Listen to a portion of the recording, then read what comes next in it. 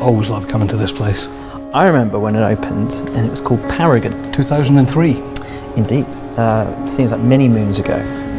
But it's very Stanley Kubrick. It's very Stanley Kubrick. It's very 2001. I love it. And here we are. The Boulevard. Boulevard.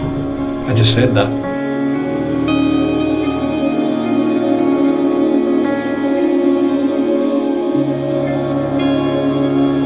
So this is where the F1 team are based. And all the historics. And the historics, yeah.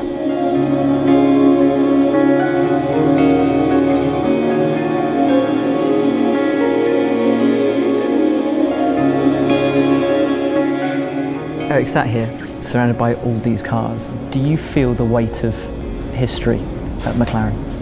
You have to, but not in the heavy way. Yeah, you have to be proud and obviously happy to work for such a brand with such a history. And actually, I think it's motivating much more than being a burden, let's say. Does that come predominantly from the memory of Bruce McLaren, or is it driven by Ron? It's driven by Ron 100%. People, obviously, he's a character, you know. He's a legend now, you can say. He's just driven by discipline, by perfection, by competitiveness, and this is it's just an inspiration when you work for him and with him. So this year must be very difficult for him. I think not for him only, for everybody here. I mean, this team has been is composed with winning spirit people, and obviously it's very difficult for everybody here.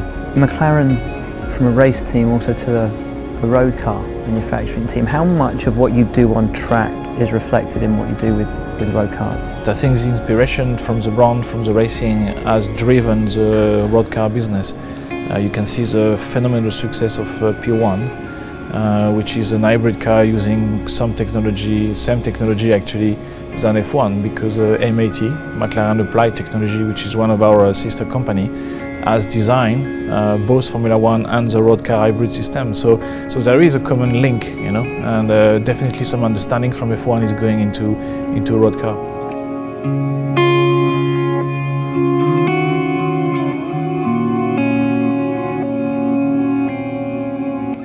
So here we are in McLaren Automotive, and I'm with Chris Goodwin, Chief Test Driver.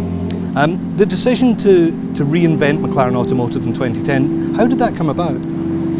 Well, it was born originally, I guess, from Bruce's idea to have a successful motor racing team and then, you know, capitalise on that and make some road cars. To just be a Formula One team, and a very successful Formula One team at that, was great, and it's good enough for many other Formula One teams around the world to survive like that. But they wanted more, and they wanted to start the ball rolling on what we see around us now. And in terms of the technology for the Formula One programme and the automotive programme, is there a crossover?